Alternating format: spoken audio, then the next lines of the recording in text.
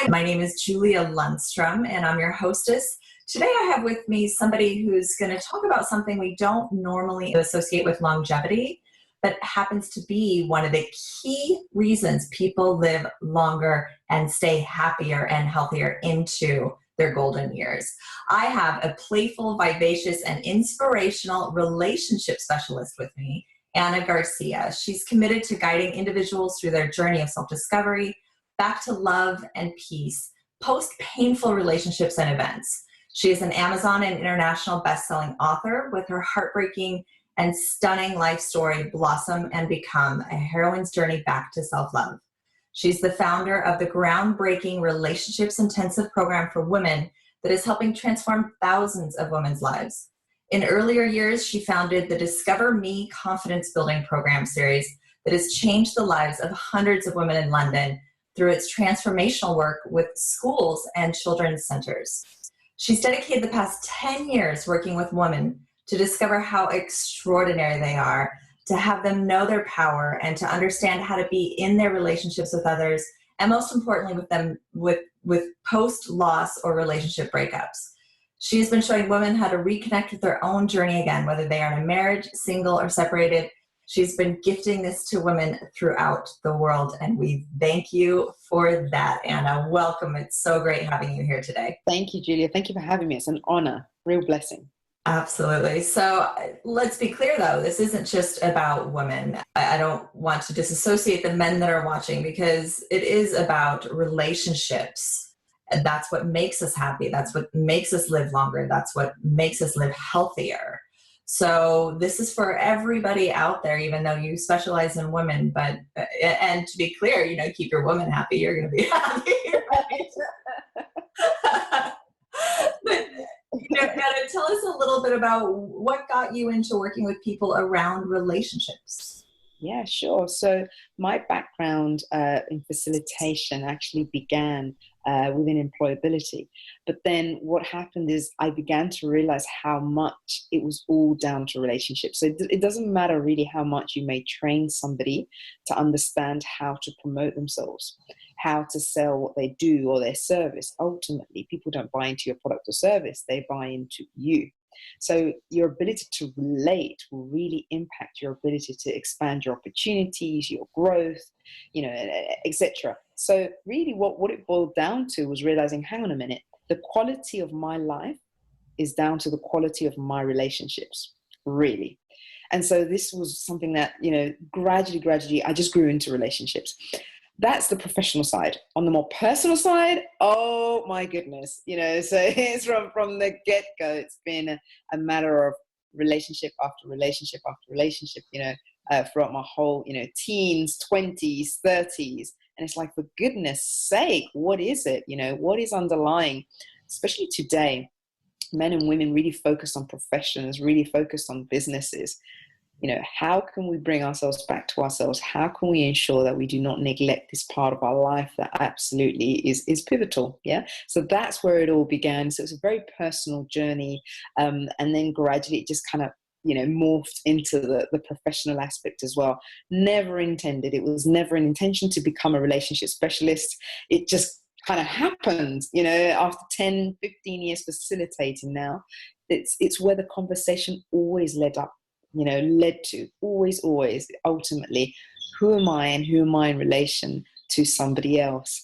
And that's something that really excites me, when people really understand the power that they can have over their own life, over their health and well-being, when they learn to powerfully communicate and lead, it just makes such a difference. And it's actually really freeing when you learn that at the key of a lot of your joy is just learning how to connect properly.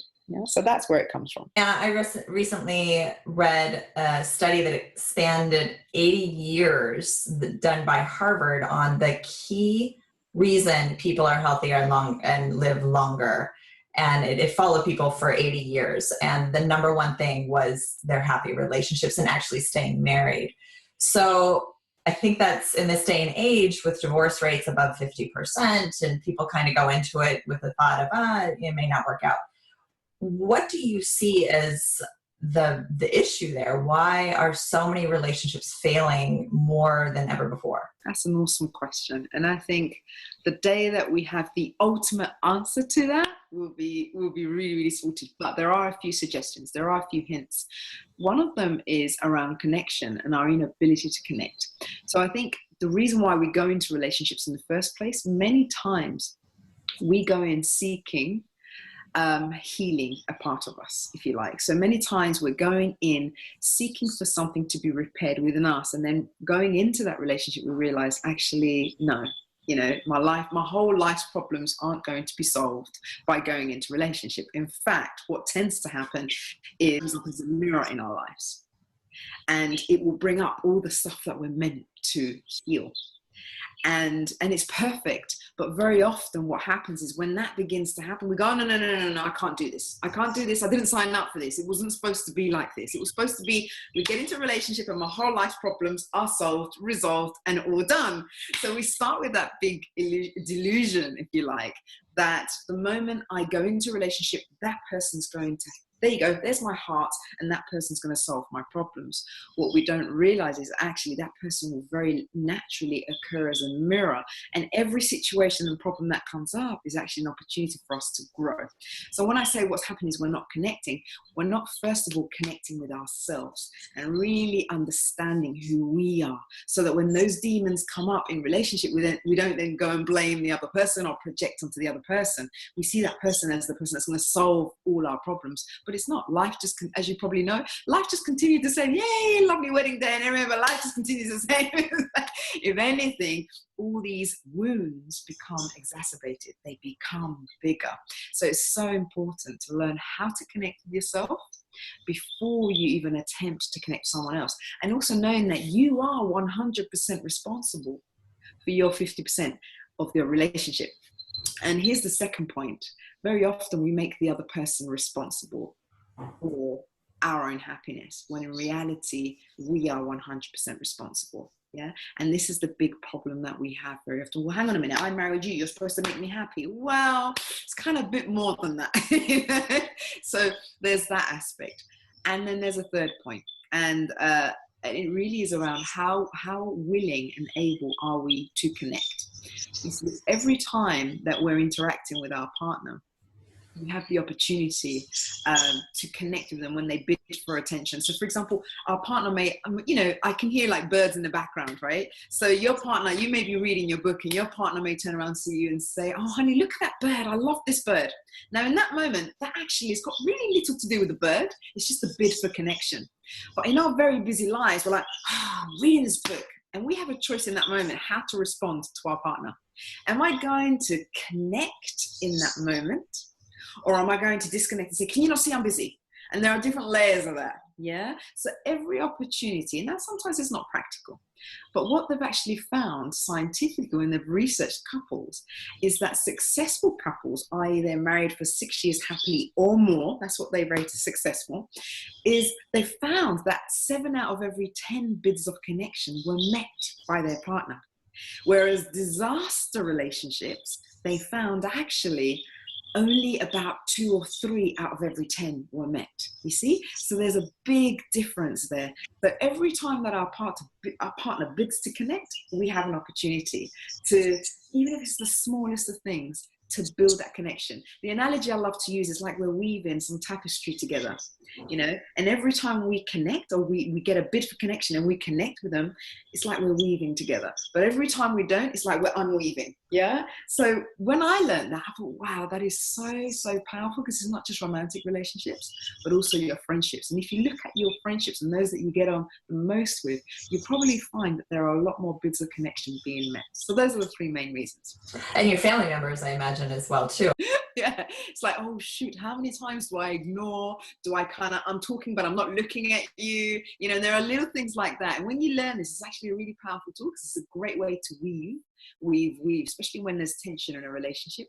When you understand this, and there are things that we take for granted, and we look back and we go, oh my goodness, how many times, with our children, with our parents, how many times do we not take little opportunities like that to build the love, to build the tapestry, to sew it together.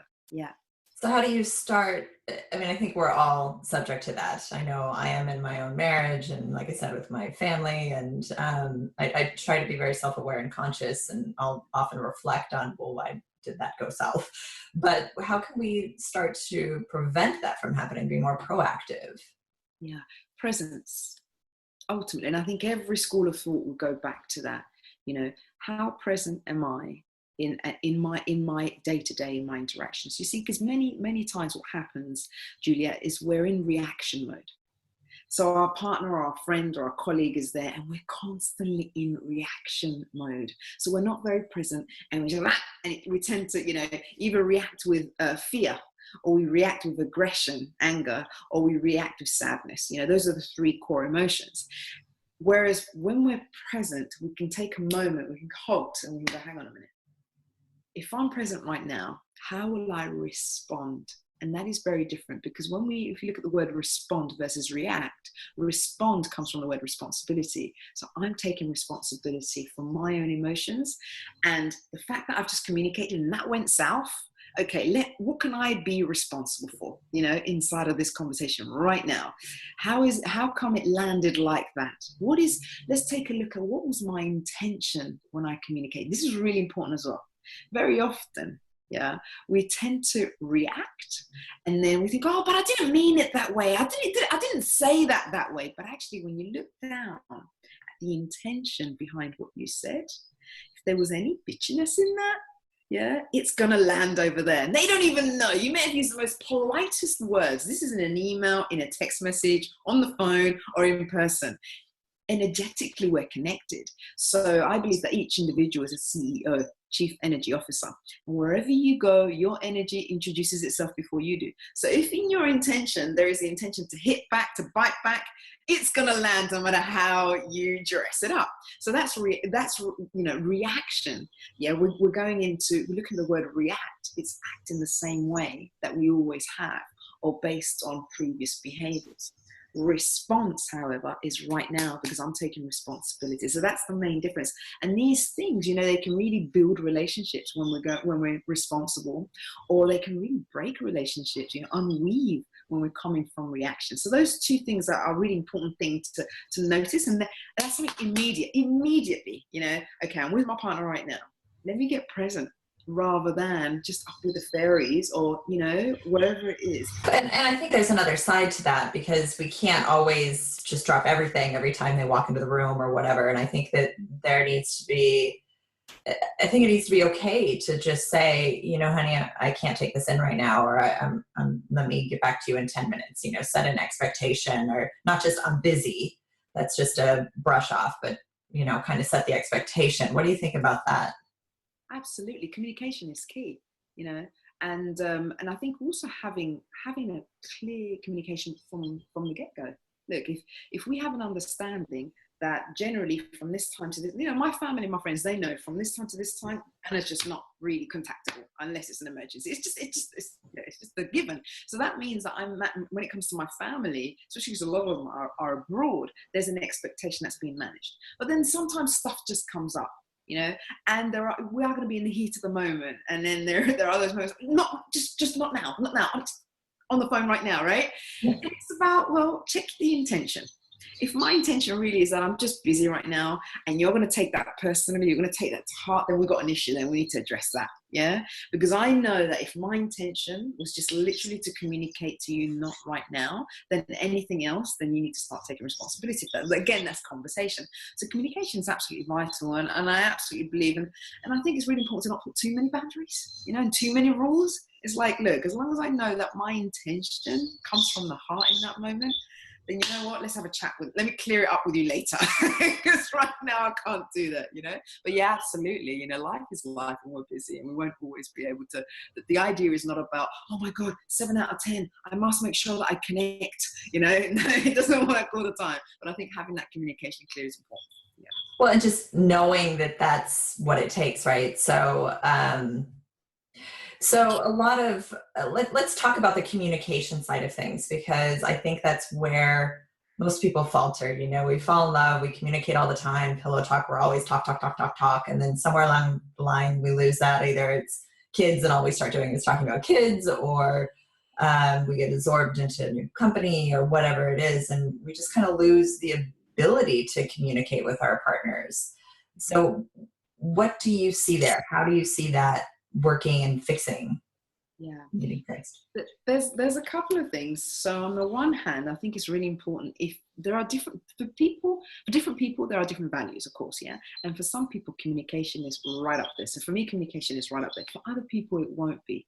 So I think this is, as a starting point, it is so important from the beginning of a relationship to kind of get really clear how important is communication for you. For some people, it is like not negotiable. For other people, they're absolutely fine. We can be, we can not communicate for a whole day or 2 days or 4 days, or whatever, depending on the style of the relationship, 2 weeks, and it's absolutely fine. For other people, it's no, hang on a minute, that really doesn't work, yeah? So I think... So you actually see that relationships can work when people don't communicate that often? Yeah. Look, because there are different forms of communication, yeah? But if from the beginning, they both are aligned to the degree of communication. You see, for me, communication is vital. Yes, I like plenty of it. Whether it's in meetings, whether it's in business, whatever it is, I like to know. Okay, where are we at? What's going on? What's next? Yeah. For some people, that's not that important. So I think just starting from that point, because a lot of pain can happen, or a lot of suffering can happen when there is an expectation. And I find there's a lot of difference between men and women, irrespective of gender. But generally speaking, women have a lot more need for a lot more communication than men. Generally speaking, it's the complaint that I get from the women. Yes. Sometimes I get it from men too, but generally speaking, it's the complaint that I get from women. And I think so the first rule of thumb, I think, is to really have an agreement. What is going to be our mode of communication? Yeah.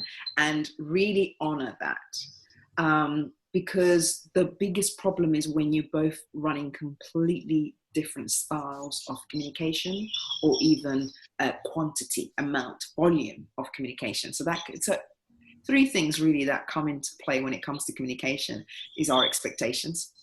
Yeah. When expectations are very different from each other, that can cause a lot of upset. Yeah. The second one is not delivering that communication. So very often what happens, especially the ladies, we're very good at giving the silent treatment. Oh, honey, what's the matter? Nothing. And the guys know it is never nothing, right? And we're very good, we tend to strike. When we're in reaction, we tend to strike in one of 2 ways. We either go into psycho silent, or we go into psycho crazy, I call it, yeah? And either way, those forms of communications, they're extreme, yeah? So understanding that being in communication can often, and not being in communication can often really upset the other person, yeah? So it's, what expectations do you have? Yeah, really important. Knowing that each one of you have an agreement, let's say, without making it too rigid, but it's important to know, look, what are your expectations around communication? Because it really doesn't work for me to be calling you every other hour, right? For some people, that is decent communication. Do you see the difference there? So there's an expectation and it needs to be managed, yeah? The other one is not communicating when something needs to be communicated. So for some people, and this is, 2 worlds come together in a relationship, in any relationship, 2 different worlds, 2 completely different upbringings. Some people have been brought up in the silent treatment by their mothers, and some people have been brought up by the crazy one, and so depending on and then even then they may react completely the opposite ways, okay? And that's how they operate. So these things are really important. How do you communicate when you're upset? Yeah.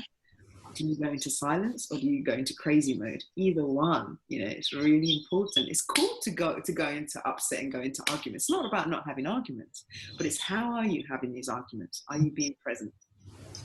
Are you being responsible? It makes a big difference, because in that heat of the moment, especially with those of us who go into crazy psycho, yeah, it's afterwards.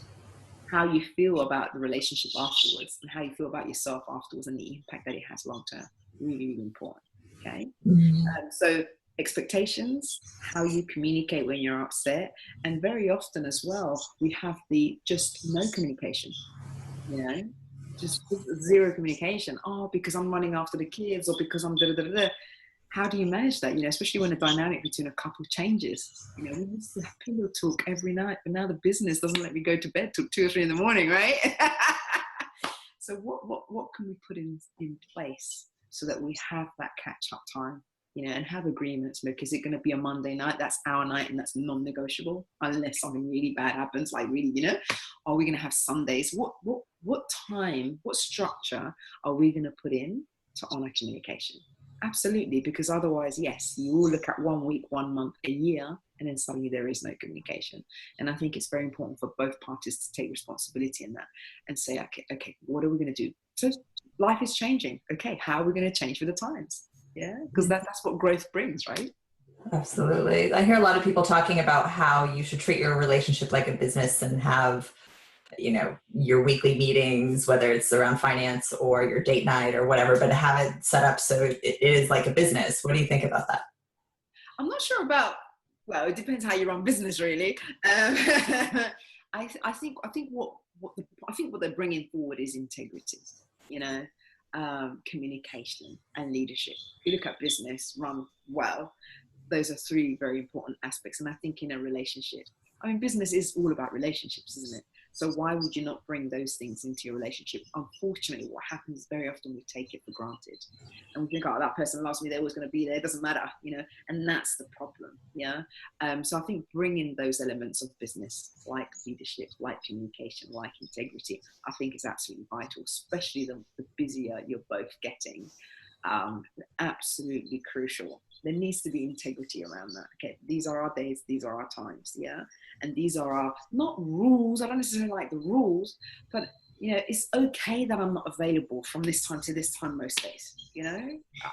For me as a businesswoman, it's essential that my partner understands that I may not get back to your text or phone call for a certain amount of time, but it's okay, and we have that freedom to be able to do that. And I think freedom's a big piece of it for a lot of people anyway, that they still want to be independent and be themselves and have room for themselves inside of a relationship. I know a lot of people also lose themselves in relationships, which I think is the other side of the coin. Yes, this is exactly what I would love to tell you a little bit about this. The people that lose themselves, right, in relationships, and very often, can we go? Please. Let's talk about people that lose themselves. Yeah. So that's what we call codependence. Yeah. So if you imagine 2 people come together, and we imagine them as circles. I love using the analogy of circles. One is totally overlapping the other one. So they're completely overlapping.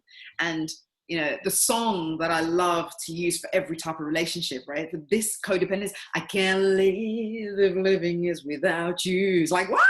Right? This is the kind of the song, the backdrop song of codependence. And it really is, we need each other, rather than we love being with each other. And there's a big difference there. Yeah. Again, this goes back to why people go into relationship in the first place. So the person that runs on codependent is just running on a certain set of limiting beliefs. And one of them primarily is, I'm unlovable, I'm unworthy, and therefore you complete me. Yeah. And what's really tricky about this, and what's really funny about this, is that the codependent will usually attract another type of relationship. So there are 4 types of relationship. Would it be useful for you to know what they are? Yes, please, go through that. So there's the codependent. Now the codependent tends to attract the aloof. Now, if we were to use 2 circles for aloof, they're completely separate from each other. They could not be further apart. Yes, can't touch this. Don't touch this. Yeah, I don't know what to do with all that emotion. Yeah. And what's really interesting is the aloof tends to attract the codependent, and vice versa. But he doesn't pay attention to me. Why is it that when suddenly I'm interested, he's not? Or vice versa. Yeah. And it's something that's so common. Now, the aloof person tends to have a limiting belief around trust. I can't allow you, I won't allow you to help me feel safe. I'll go it alone. Thank you very much. I do not trust myself, others, or the world. That's in essence what's going on, yeah? So one is far too giving, and the other one's far too, yeah? And this is why there's that fatal attraction. And it brings a lot of issues. Now, between these 2, I love the dynamic between these 2, because ultimately the codependent, the analogy I love to use is, we're like beautiful flowers. And when we're grounded and rooted, we blossom, we become, and the bee comes. The problem is, we tend to forget that, and we uproot ourselves and we go running after the bee. Yeah, and it becomes hard work. Yeah? And then the aloof comes along and goes, hang on a minute, what happened to the flower? Where's it gone? Why is it running after me? Yeah, and it just doesn't. Yeah, it doesn't work. And then there's lots more to that. But in essence, what's going on is we tend to forget that we are our own essence. When we go into codependence, our fear of losing ourselves, when we lose ourselves, is because we forget that we are our own sun, if you like. And instead we make somebody else our sun, and we begin to orbit around them. And then that's why we become very resentful. But my whole life revolves around you, and when actually, hang on a minute, what can I be responsible for? How did I create that as well? Yeah, really important to take a look at. So those two really tend to draw each other. Yeah, and then you've got the dominant submissive. Yeah, as the name indicates. And if you look at the circles, basically the dominant totally overrides the tiny little submissive. Yeah, and what's really interesting is they swap between each other, and that's all around power. Yeah, and it's very much based on the physical body. Yeah, the aloof, by the way, is based on the mental body. It's all about control and trust. And the codependent, it's all emotional body. Yeah, so it's all in the feelings. Yeah, so those are the main three. So you've got codependent type of relationship, you got the aloof type of relationship, and then you got the dominant submissive type of relationship. But then you have the synergistic type of relationship. I was just going to ask, so what actually works then? Is this combination is going to work? So none of them are wrong or right, believe it or not. Okay? None of them are wrong or right, and we all fluctuate from one to the other. Yeah, you'll probably find yourself as a woman. Sometimes you go a bit codependent. We sometimes go a little bit. I want a bit of attention, give it to me, and then I don't get it. So fine, I'll go aloof, just to let you, and we go into aloof. And then when that doesn't work, I'm going to try and dominate you. I'm going to dominate you with silence. And then that doesn't work, so I'll go into submission. Please love me, please love me. Can you see how we go a bit crazy? And sometimes all in one day. In 1 hour. Oh, our poor man. Right, so it's absolutely fine. It's not about, oh, I must be. But then you've got synergy, and synergy is the type of relationship you generally have with your children, or with your pet, or with your best friend, or with that long distance friend that you don't see often, or sometimes even within couples at times, or sometimes longer times. And it's when, if you imagine two circles, they're just literally touching, but they're not overlapping. They're connected like this, and it's just the bzzz, and it's just an awesome connection. Yeah, so I have those kind of relationships with my niece, my nephew, with my godchildren, with my younger brother. It's just easy. There is no competition. There is no fighting over energy. And then sometimes with our partners too, we have that kind of synergistic relationship, but we tend to jump around between all of them. Is that useful to know? Yeah, so how do you, because I think that's probably pretty typical that, we have it with our kids, we have it with, our nieces and nephews or pets. How do we bring that into our loving partnership? Okay, brilliant.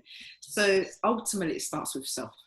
You see, the only reason why we don't have synergy in our relationships is because we're not connecting with ourselves deeply. We don't have synergy with ourselves. Yeah, and that is the work that needs to get done. And associated with longevity, definitely that ability to be comfortable in your own skin for long periods of time. It's being able to be by yourself, because when you can be with self, it's about experiencing aloneness without feeling lonely. Because many times we can be in relationships and we can experience loneliness.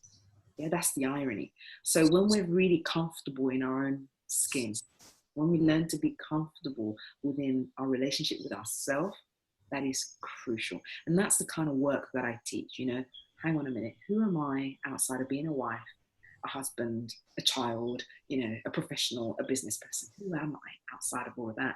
And we look at core confidence and building that up, and this is crucial. How do I reconnect with myself so that regardless of whatever's going on outside of me, I can just stand grounded? And that's a magical space. Yeah. And I call it sovereignty. So it's standing in your own sovereignty. Wherever you stand, you can be the soul of that space without having to compete, without having to fight, without having to defend. That is pure synergy. So what happens is you connect with other people like that. People are just feeling, I don't know, but I just feel great when I'm around you. It's just easy. And it's like, yeah, because I'm not competing energetically. So it's understanding that we are all connected energetically. Don't be fooled. Don't be thinking that because you're standing physically separated from me, that I'm not impacting you. We've all experienced it. You walk into a party or somewhere and someone steps in and, there's just something about their energy and you feel great around them. They're not even open their mouth. And then there are other people you step in and oh my goodness, you just drained me. Yeah, so we all know we're connected. So managing our own selves, learning to be comfortable with ourselves is absolutely crucial, because that will impact our relationship with everybody else. Yeah, and there are techniques around how to ground yourself and so on. Yeah, I was just going to ask you to share some of those, because I know that that's what you help a lot of women with, is to get in their own synergy and their sovereign space. So can you share some of those techniques with us? Yeah, for sure. Yeah. So I mean, one really simple one. It's so simple. It's part of a 7-step process that I teach, but every morning before I even get out of my bed and before I go to sleep at night, the first thing I will do is I will smile for no reason. Yeah, exactly. Right? How difficult is that? Smile for no reason. And I take 3 deep breaths.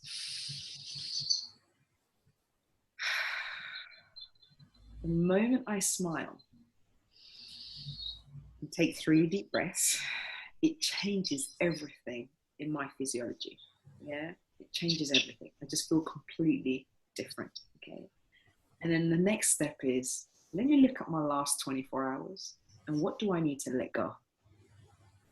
What do I need to give up? Because you see, a lot of the time we don't know how to move from one segment to the next. Segments, by the way, is, so for example, the moment I wake up to the moment I get out of bed is one segment. From going and doing some exercise, that is another segment. Jumping in the shower is another segment. Going to have some breakfast. You see the segments, right? So the problem is we mess up with each segment, or we make mistakes, or things don't go the way we want them to. But we carry that stuff with us from one segment to the next, rather than letting it go. So it gets heavy, and we become very heavy. So what I love to do is, okay, Anna, the last 24 hours, what do I need to let go of? What can I forgive myself for? And in that moment, it's like, oh, all right. And I remember the person I was a bit, crappy with.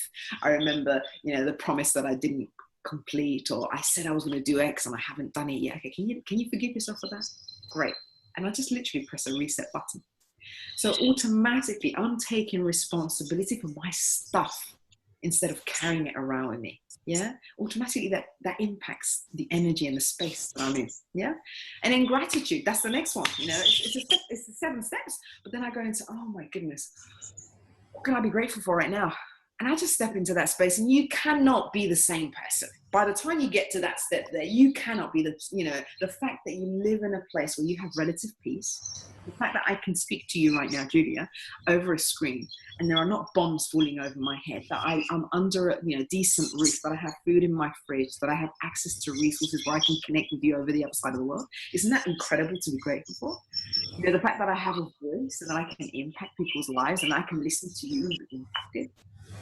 The amount of things that we have to be grateful for. So those are the different types of steps. I mean, there are 7 in total, and those are just the 4. Just doing those 4 alone, every moment like that you feel that you're starting to get it, your hairs are starting to stand up. You do that, and it will shift the way that you feel. And so automatically, how you step into a meeting, or how you to step into a conversation, from the moment you're going to set up driving, you can do this anyway, but it just shifts your state. And that's why I say that everyone is a CEO. You're a chief energy officer. You're responsible for generating yourself. You're responsible for cleaning up your mess. So that meeting didn't go the way I wanted it to go. Okay, great. What do I need to do about it? Because I can't keep blaming that person or that situation. What do I need to do right now? Who am I going to be right now to step into my next segment? I'm responsible for that, you see? So that's a great way for us to access synergy. And you don't have to force someone into synergy. You literally step into without all that stuff, and automatically you're creating a space for them to step into synergy as well. I love that. And I love the gratitude part of that, because I think what happens so often is we start to see our partner in the negative lights. They annoy us when they don't put the dishes away, or they don't do this, and we start to focus on what they don't do, or they're not fulfilling. And that creates, when we talk about brain health, a neural pathway. So it starts out as a little path through the field, and then all of a sudden, a couple of years later, it's a highway. and trying to reverse that to get it back to, a little path in the field where grass is growing out of it is very difficult to do. And so I love the gratitude piece, because especially if you focus that, at least a portion of that around your partner, what am I grateful for around them? It starts to build back in that positive association and build the new neural pathways into the positive association around that person again. Because the more negative you get, the more negative it becomes, right? The more it turns into a freeway running through your brain with negative thoughts surrounding this person. And it's really hard to reverse. Yeah. So I think that was just beautifully said.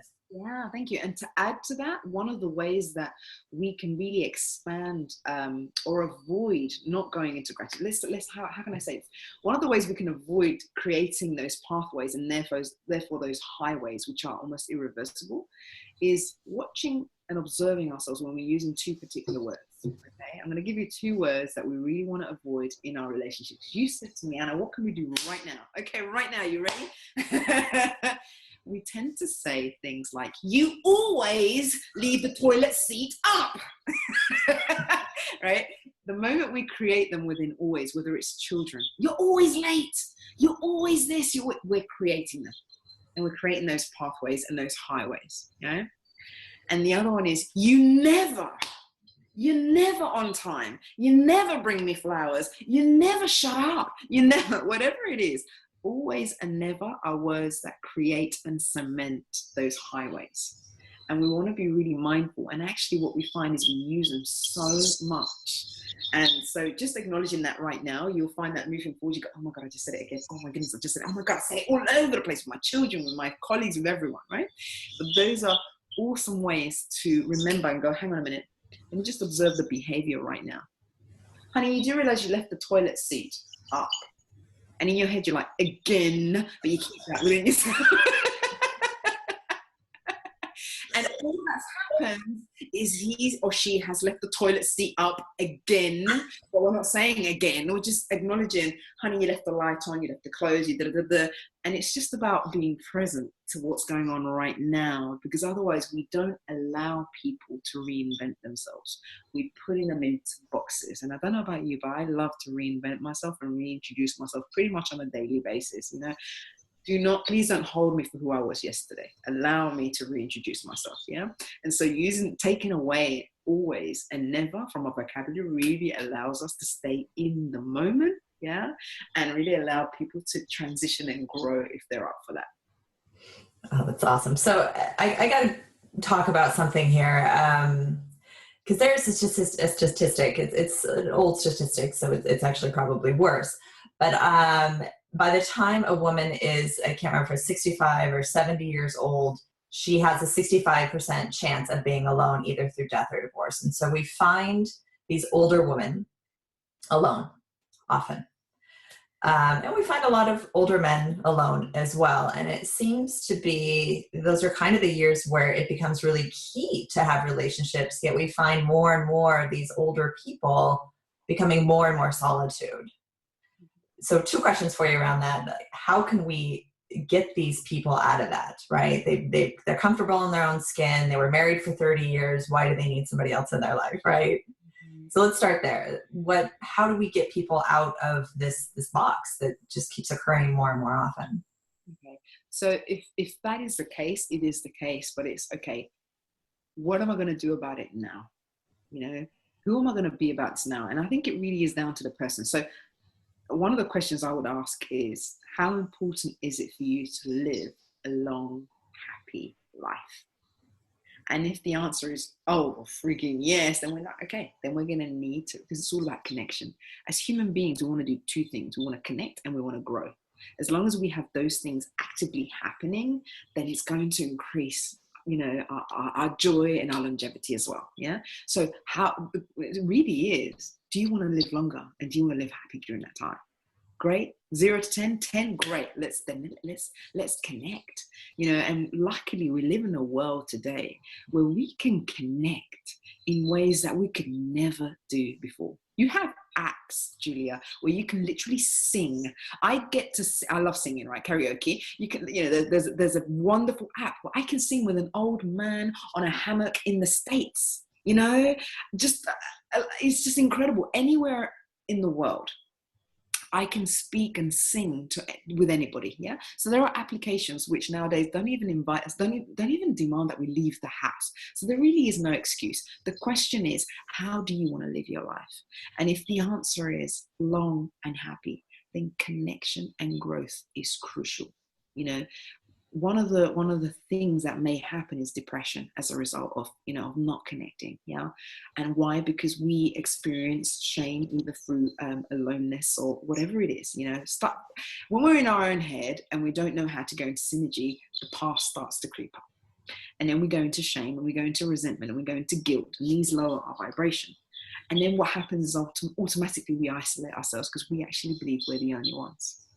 The moment we begin to connect with others and go, what? You too? You too? I thought it was just me. I thought it was just me going crazy. Oh my goodness. In that moment, the whole me too concept is huge.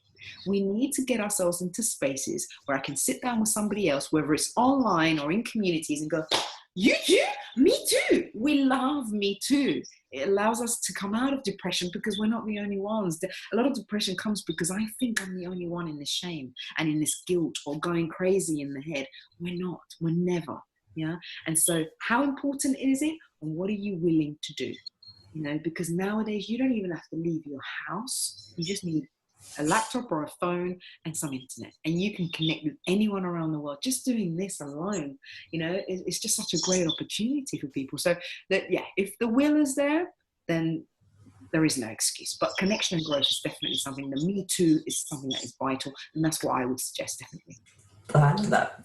And I think it's also important with friends, right? I mean, it's, I know I moved to Sweden a few years ago. My husband's Swedish and he has a son here. And being in a foreign country, not speaking the language, it was really difficult to make friends. And I went through that, the depression around, I mean, I wouldn't call it depression, but really sad around not having that friendship circle. And so you can say the same around the friendships, right? It's just so easy to connect. So get out there and do it. Absolutely. And bearing in mind that our undercurrent, as I like to call it, our identity or our ego, full of fear, will have us go, no, I can do this by myself. Remember, especially, it will trigger one of the beliefs, which is, I will not allow you to help me feel safe. I can do this. I got this on my own. And we have a big tendency nowadays of, I can do this. I don't need help. Because there's almost like shame associated with asking for help. No, we're asking for connection. And it really actually is real growth to say, you know what, I could do with connection. I could do with help. I could do with, I want support, and I think we need to move away from the stigma of allowing yourself to be vulnerable. It's a great thing, so that we can connect, for sure. And friendships often, they're the last ones to know when we're suffering, because we're ashamed. And there is no shame in this. So it's vital, absolutely vital, to have the Me Too conversation. Okay, so I guess the last thing is really, when it comes to relationships, I personally think it's probably the number one thing when it comes to longevity. I mean, that's hard to say, but what do you think is the most important part in a relationship today? Oh, I love that question. Oh my goodness. What is the most important? I don't think I've ever been asked that question, but the first thing that comes to me is connection.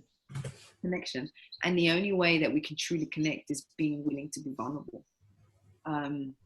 And the only way we can really be vulnerable is being comfortable with ourselves. So ultimately, the relationship that we have with ourselves, being able to forgive ourselves, being able to let go of all that stuff that we've not let go of, is vital to be comfortable in our own skin. Because only when I'm comfortable in my own skin will I stop blaming and projecting. And only then can I really connect with somebody else. You see, oh, we're having a great time together. It really has rarely ever anything to do with the other person. It's always myself. You have two people come out of a party. How was that party? And one person, oh my God, it was amazing. All these people were having a great time. The other person comes out and says, it was so rubbish. The people were crazy. I don't know what was wrong with them. And it's like, it's the same party. So the only thing that differs there is how we're experiencing that connection. And what dictates that connection is how we're experiencing ourselves. Yeah. And depending on how we're feeling, the whole world occurs differently. And we all know this, right? When we wake up in a great mood, what is it? Everyone's happy. Everyone's, reciprocating to my kindness. Everyone's smiling. But then why is it that there are other days where it seems like the whole world is against me? So we can either be in a space of life is happening at me and, life is unfair and it's not fair what happened to me. Or I can kind of look at my past and go, wow, rather than why me, I can say, what for? And that is a really important change of question. What for? And therefore, what do I want to do with that? And when I bring that attitude, I'm able to let go. I'm able to forgive myself. I'm able to move forward and really be present right now in my relationship. So connection, absolutely. But it's my connection with myself that will allow me to have a really, really connected relationship with somebody else. That is it. That's what I would say. I love it. It's kind of like putting, you can't love someone else till you love yourself, right? So last question for you. Is there anything you do either for yourself, for loving yourself, or in the relationships that you don't normally share with anyone? It's kind of little out there. So is there anything that I do for myself to love myself? Or that you just do on a daily basis or a weekly basis, something that you do that you don't normally share with somebody in order to help with the loving of yourself, or even with a partner that, loving of your partner.